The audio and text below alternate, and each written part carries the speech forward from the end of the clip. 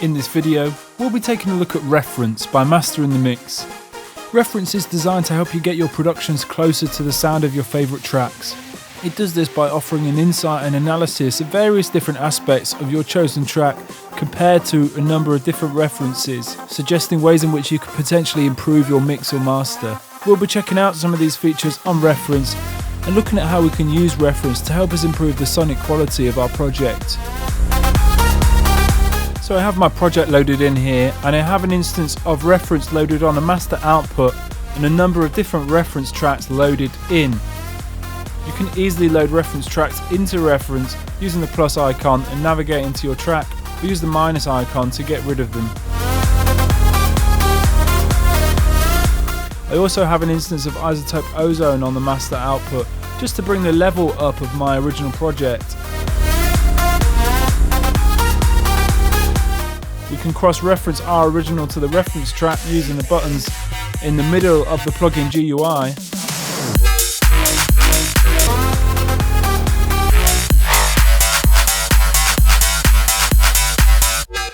Levels features quite a handy auto level match tool if our track was much quieter than the reference tracks that we're comparing to.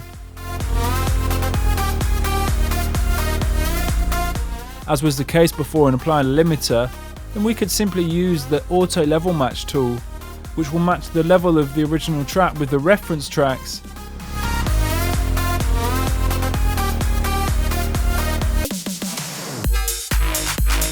It just allows us to cross-reference and analyze a little bit easier with the tracks at the same level.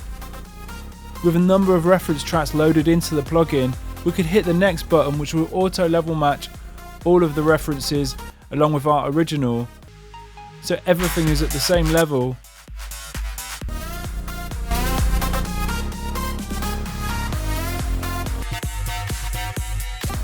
Which makes it easier for analysis. We can turn this off now. I placed a limiter on the master output because listening to all the reference tracks, they've been mastered as well, so overall they'll be much louder.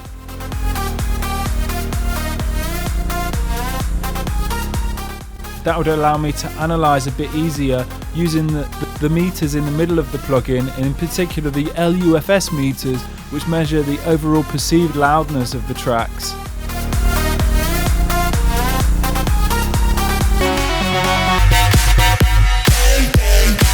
Provided we have the free mode selected in the wave transport display, we can set up a number of loop points for a chosen reference. Simply click and drag on any section of the waveform and I set a loop point. I can then press Ctrl and click to set the reference to loop over this point, which is handy for cross-referencing certain sections of different tracks, and we could set up a number of different loop points in here and then simply hit Ctrl and click on any one of these loop points to activate them.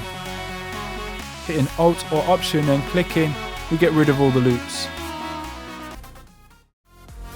Now let's take a look at the Trinity display section of Reference, which offers an insight into the stereo spread, compression and the loudness of different frequency bands in our project and the reference tracks.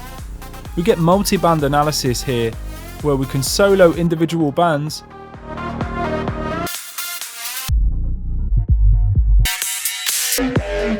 which allows cross-reference with low frequency elements or high frequency elements or the mid-range much easier. We can hit Ctrl to add extra bands.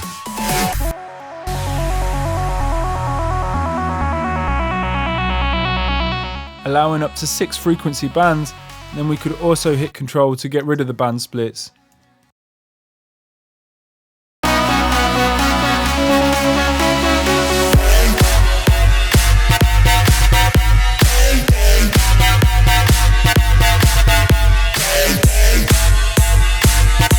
The box here reveals the stereo imaging or stereo spread of our original compared to the reference track. If we loop over a section of this reference track, as we're looping over the drop section of our original track,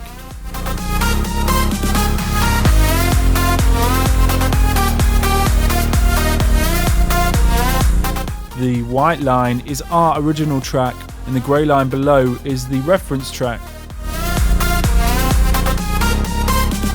We can see here that the chosen reference has much wider stereo image in the top frequency.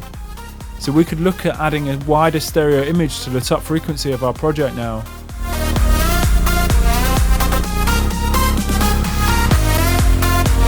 Either you could go and look at individual elements of the mix, or if you were working on a master track, you could spread the top frequency a bit wider. You can see ours now matches or is more increased than the chosen reference. So we could either do that by processing the master output or looking at some individual elements in our mix, what we wanted to add more width to, such as the drop lead.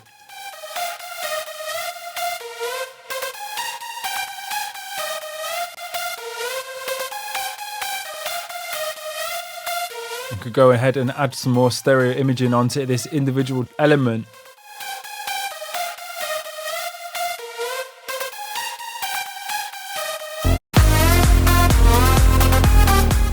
We now have a nice even stereo image in the top frequency compared to our reference track. The white line represents the loudness of the frequency band. Going below the faint white line in the middle means these frequency bands are quieter than our chosen reference. In particular, I can hear that our top end on our original track is not as bright as our chosen reference. So let's look at how we can increase the top end in our mix. The hi-hats, for example, these could come up in the mix,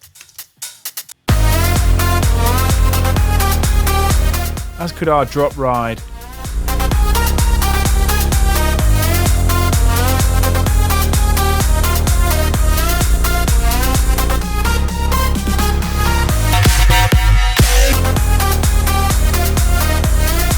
And we could maybe look at EQing some sounds.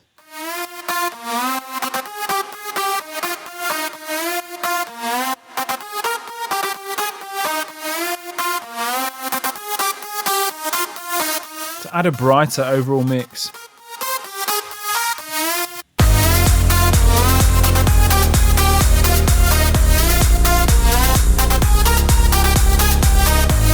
You can see that now we're getting much louder top end in our mix now.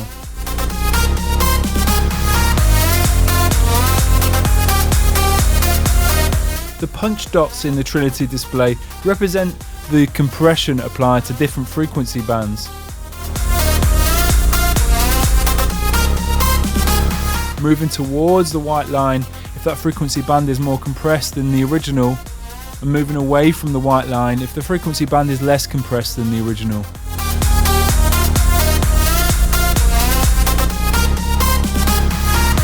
This offers a very detailed insight into original mixes and the compression applied to different frequency bands.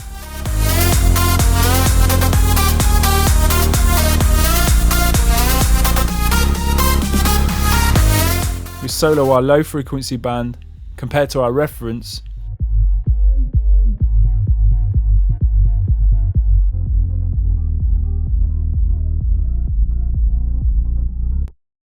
You can see the punch dots are moving away from the white line, so there's more compression on the low frequency of our reference track. Of course, it's imperative you use your ears as well as your eyes in these situations, but for maybe a fuller low end, we could look at compressing the low frequency elements in our mix here.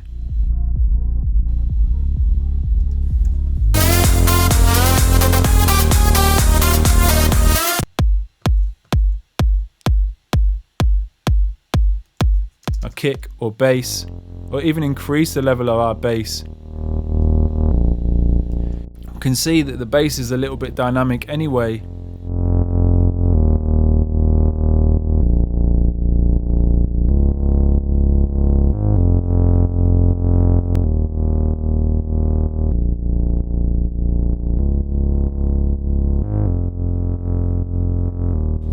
so we can start working on those elements of the mix if we think they need to be improved. And as we can see, Reference offers very detailed analysis of various different aspects of our mix, helping us to make the necessary changes to improve the sonic quality of our productions, be it for a mixdown or master. Be sure to check out Reference by Master in the Mix, which is available now at adsrsounds.com.